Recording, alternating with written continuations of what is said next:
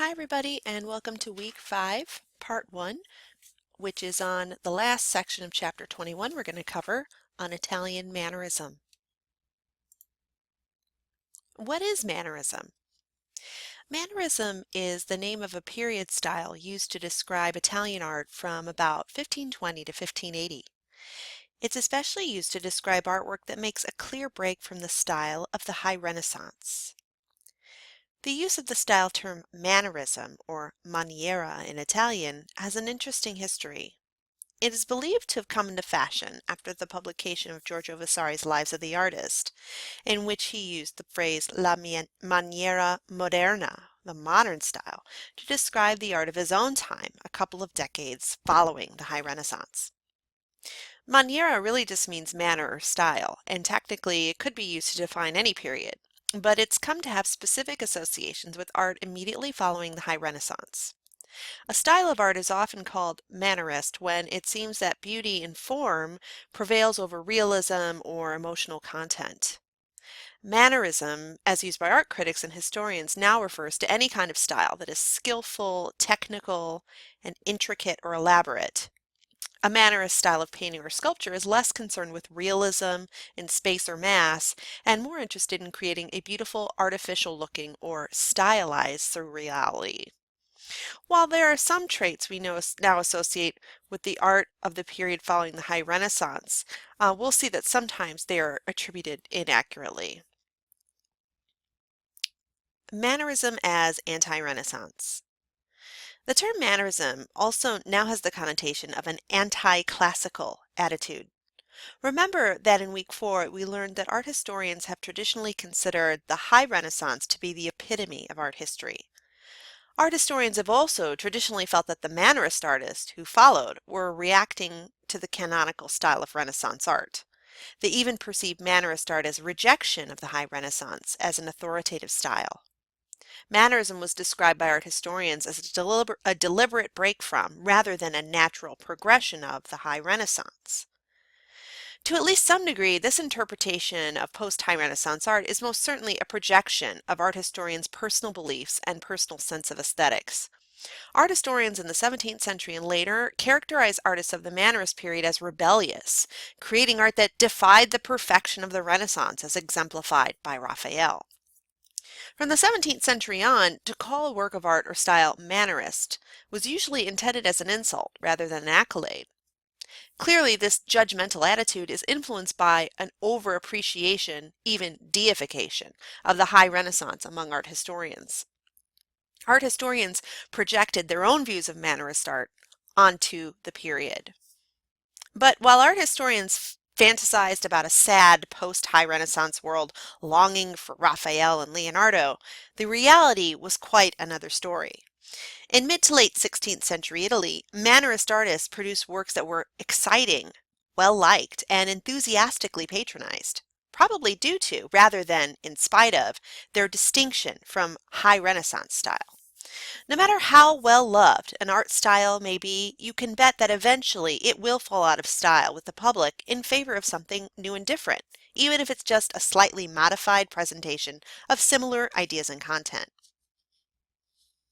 The traits of maniera moderna. Upon viewing examples of Mannerist period art, we start to understand why some art historians, when looking back, have this somewhat disagreeable view of the style. Although the works were well liked at the time, they were often puzzling and mysterious, even to their contemporary viewers. Contemporary, that is 16th century, and modern viewers alike often respond to Mannerist art as cold. The paintings especially seem to often combine perfect, sculpted-looking forms with tragic or sometimes erotic imagery.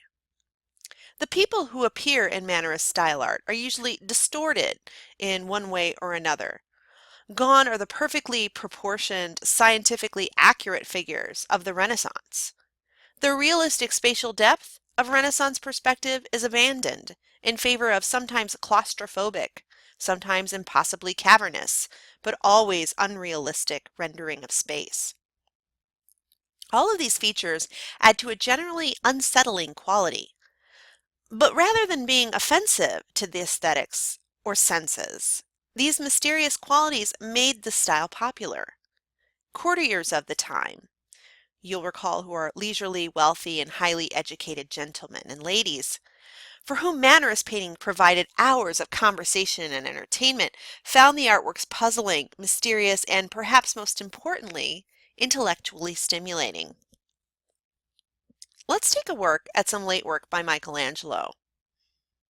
While we usually associate Michelangelo with the High Renaissance, many of his late works defy his earlier style in a way that we could interpret as manneristic. Even the Laurentian Library of Week 4, we started to see a distortion of the more classically Greco-Roman Renaissance characteristic. In the sculpture and paintings of his final decades, Michelangelo's style became even more expressionistic and less realistic. Compare his works for the Sistine Chapel ceiling of 1508 to 1512 to his Last Judgment for the same chapel, completed much later, between 1536 and 1541. Stockstad accurately characterizes Michelangelo's Last Judgment, seen closely on the screen, as abandoning the typically more orderly Gothic-era composition. Most of the time, medieval artists constructed the Last Judgment scene very strictly, in a way that was very easy to understand and that also implied a rigid cosmic order. The good and the bad. The damned were to line up to the left of Christ, the blessed to the right of Christ. You can see a wonderful example by Giotto linked in the lecture. Michelangelo's Judgment is chaos. Figures writhe everywhere without a clear distinction between left and right, between damned and blessed. Unlike in a traditional Last Judgment, most figures, not just those going to hell, look frantic and distraught. All of these figures exhibit musculature that goes far beyond the hefty realism of Michelangelo's ceiling figures. Christ is himself uncharacteristically highly muscular, with chest, abdomen, midsection, and arms that have a baroque and unnatural look. Christ also appears to, again uncharacteristically, look down angrily upon the damned.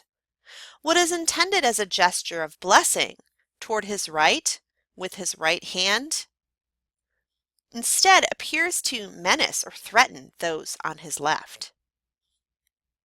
In all of this chaos, some really interesting images stand out. Among them is a representation of St. Bartholomew, a martyr who is known for being skinned alive for converting others to Christianity. And you can read more about that in the link in the lecture.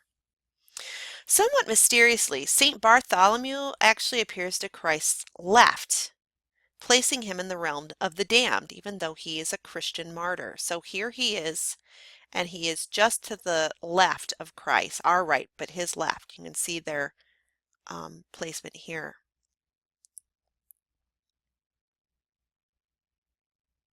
He is also shown with a knife. Now, this is a common accoutrement of St. Bartholomew to represent his method of martyrdom. However, to some, St. Bartholomew appears to be brandishing the knife as he looks up at Christ. He also appears to carry his own flayed skin, but on closer inspection, we see that the skin's features do not replicate the saint at all. You can see he has a completely bald head and the skin has hair.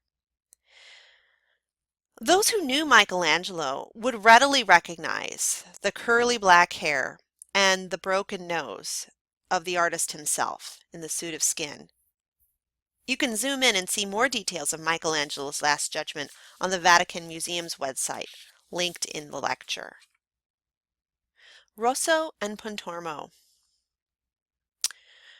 Two early Mannerist artists whose work exemplifies typical characteristics of this style are Giovanni Battista di Jacopo, also known as Rosso Fiorentino or the Red Florentine, and Jacopo da Pontormo. Rosso and Pontormo both studied with Andrea del Sarto, a highly successful high Renaissance artist who, while well known among art historians, unfortunately didn't retain lasting fame on the order of a Michelangelo or Leonardo. Both of these artists, Rosso and Pontormo's works, outgrew the high Renaissance style as they adopted Mannerism. Both Rosso and Pontormo have surviving works attributed to them that depict Christ's descent from the cross.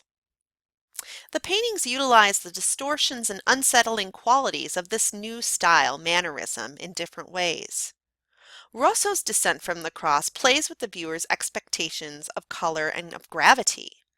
The figures at the top struggle to bring Christ down, yet their hard-at-work bodies seem to float in the dark, windswept upper portion of the picture plane. Christ is green and looks truly dead, limp with his head cocked uncomfortably. This is a highly unusual way of presenting Christ in Italy at this time. He usually seems as if he's sleeping and without pain in order to symbolize not only his willing sacrifice, but also the temporary state of his death. At the bottom, a highly emotional scene plays out. The Marys are contorted in various poses of despair, with the pose of the woman in red cleverly echoing the outstretched arms of the men above. One figure even looks out at the viewer, as if to ask him or her to bear witness to the scene.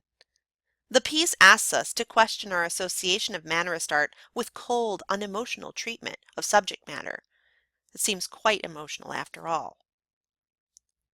Pontormo's entombment also played with viewers' expectations. The artist distorts the sense of space and placement within the picture plane. Look at the figures within the work, front to back, and try to determine where on the ground they are standing. Indeed, they seem to be standing almost as if they are on risers on a stage in front of us, with a very neutral background. The figures twist and turn in perhaps not unnatural, but certainly uncomfortable ways, and their proportions do not promote the perfect equilibrium we once saw in a Renaissance painting. The crouching figure in the foreground, for example, has a spine, neck, and head that could belong to three differently proportioned figures. The figure's clothing, too, is pastel-colored and somewhat unusual. Like Rosso's Descent, it displays high emotion, its central figure, the crouching man, looking directly out at the viewer. With its rich colors, contrapposto figures, and emotional quality, Pontormo's Entombment seems like a heightened or Mannerist variation on high Renaissance style. The similarities to his painting of the Visitation, which we can see here, demonstrates that he has fully incorporated this new style into his body of work.